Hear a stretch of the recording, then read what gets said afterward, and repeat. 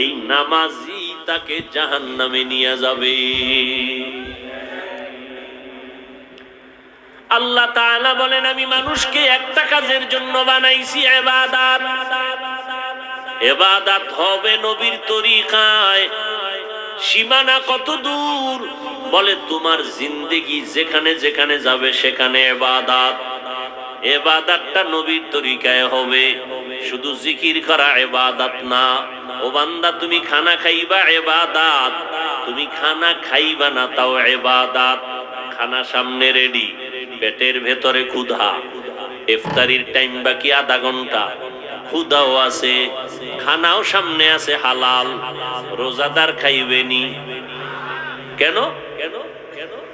এই সময় খানা খাওয়াটা তোমার জন্য আল্লাহর বিধানে নাই, না খাওয়াটা ইবাদত। খানা হালাল কিন্তু খাওয়া কিনা ইবাদত না। রোজার হালাতে তোমার সামনে খানা, পেটেও ক্ষুধা, তারপরও খাওয়া যাবে না, কারণ আল্লাহর বিধানে নাই, নবীর তরিকায় নাই। এই সময় খানা ক্ষুধা থাকলেও খাওয়া যাবে না, না খাওয়া ইবাদত। নামাজ পড়ো ইবাদত, নামাজ না পড়াটাও ইবাদত। রোজা রাখা যেমন ইবাদত, একটু আগেই কিন্তু জবাব দিয়েছি রোজা না রাখাটাও ইবাদত। ঈদের দিন রোজা রাখা ইবাদত নাকি রোজা না রাখা ইবাদত? সূর্য যখন ডুবে, সূর্য যখন উঠে, তখন নামাজ পড়া ইবাদত নাকি না পড়া ইবাদত? ভাইরা আমার, নামাজ পড়া যেমন ইবাদত, না পড়াটাও ইবাদত। সব হতে হবে আল্লাহর জন্য, মদিনাওয়ালা নবীর তরিকায়। কিন্তু বড় দুঃখ, আল্লাহকেও চিনি না, মদিনাওয়ালা নবীর আদর্শ তরিকাও চিনি না। এখন আমরা কেমনে ইবাদত করব, সিস্টেম কেমনে জানবো? মদিনার নবী এক ঠিকানা দিয়া গেছেন, ওই ঠিকানায় গেলে ইবাদত শিখবা, তরিকাও পাইবা। ওই ঠিকানার নাম হলো উলামায়ে আহলে হকের সোহবত। ইলমে রায়ে জাজু করদন বেহিসাব, খুলকেরা দাদন জওবে বাসওয়াব, হক নাদারাত দুস্তে খলকা জারেরা, নিস্তে ই খসলত একে দিনদারেরা। আল্লাহর জন্য ইবাদত করো, অল্প হলেও নাজাতের জন্য যথেষ্ট।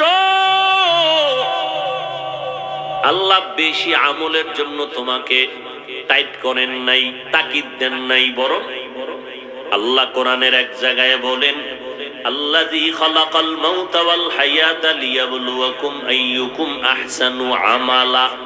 আমি তোমাকে জমিনের মধ্যে পাঠাইছি পরীক্ষা করে, যাচাই করে দেখব কারা উত্তম আমল করে। আকসারু আমালা বলেন নাই, আহসানু আমালা।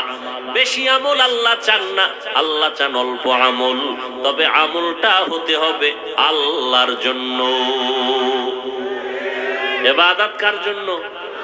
মা খালাকুতুল জিন্না ওয়াল ইনসি বাখা, জুজ ইবাদত নিস্তে মাকসুদ আজ্জাহা। আল্লাহর এক বান্দি, নারী না পুরুষ, আল্লাহ তাআলার এক বান্দি, এমন কোন গুনাহ নাই করে নাই, গুনাহের সাগর, জঘন্যতম গুনাহের মধ্যে লিপ্ত হয়ে নারীটার জিন্দেগিটাকে গুনাহের ফাউন্ডেশন বানায় ফেলল।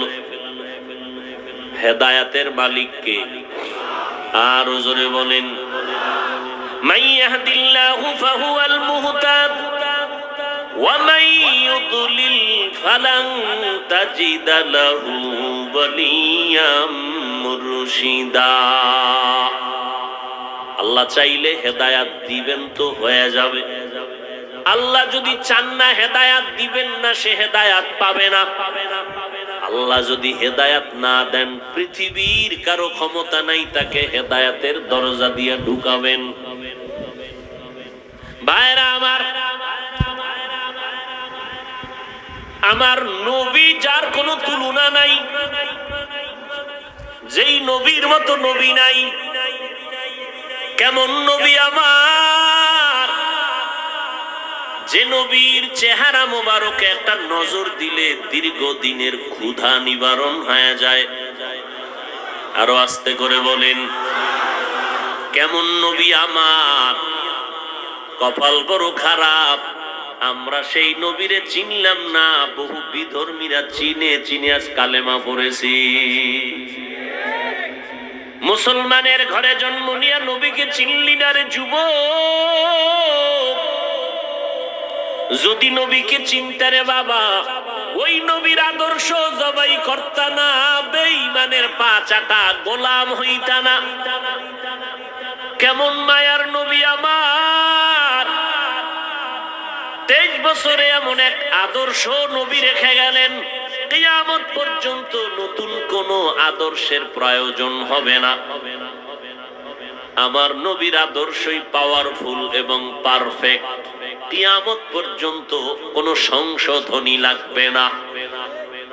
যদি কোনো মুনাফিক আওয়াজ দিয়ে কয় সেই 1500 বছর আগের ইসলামটাকে একটু মডিফাই করা দরকার, সেই মুহাম্মদের 1500 বছর আগের পুরানো আদর্শ একটু চেঞ্জ করা দরকার, জুতা হাতে নিয়ে জানায় দাও রে বেঈমান, তোর বিবেকটাকে পরিশুদ্ধ করা লাগবে, চেঞ্জ করা লাগবে। মুহাম্মদের আদর্শ কিয়ামতের আগে চেঞ্জ করার প্রয়োজন হবে না। এই কোন ইহুদি, কোন খ্রিস্টান, কোন হিন্দু, কোন বৌদ্ধ, কোন বিধর্মী আজও পর্যন্ত বলার সাহস পায় নাই মুহাম্মদের আদর্শকে চেঞ্জ করো। কে পেয়েছে? ইসলামের ব্যানারওয়ালা একদল মুনাফিকরা বলে 1500 বছর আগের সেই ইসলামকে মডিফাই করা দরকার।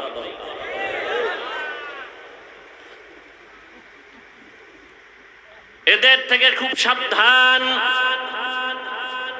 ওই নবীর আদর্শ এত পাওয়ারফুল এবং পারফেক্ট, 1500 বছর পর আজও সেই নবীর আদর্শের কারণে এত গরমের মধ্যেও হাজার হাজার মানুষ বসে আছেন।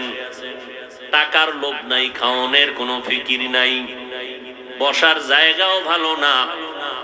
কোন এমপি সাহেব এতগুলো মানুষ যদি এক জায়গায় বসায় রাখতে চাইতেন, আসা যাওয়ার অগ্রিম গাড়ি ভাড়া দিতে হতো, ঠিক নেই? বসার জন্য ভিআইপি ব্যবস্থাপনা, এরপরে ফাঁকে ফাঁকে নাস্তা, না হয় চেয়ারের বাড়ি, এরপরে নিয়ন্ত্রণের জন্য কত আইন শৃঙ্খলা বাহিনী। কিন্তু তাকাইয়া দেখো এতগুলো মানুষ এখানে বসছে, আসা যাওয়ার ভাড়া দেওয়া হয়েছে, বরং ফাঁকে দিয়া কিছু টাকা রেখেও দিল দ্বীনের নিসবতে দান হিসাবে। অনেক আবেগওয়ালা মুমিন পুরা টাকা দিয়া দিয়েছে দ্বীনের জন্য, প্রয়োজনে হেঁটে হেঁটে ঘরে যাবে। বসার ভিআইপি ব্যবস্থা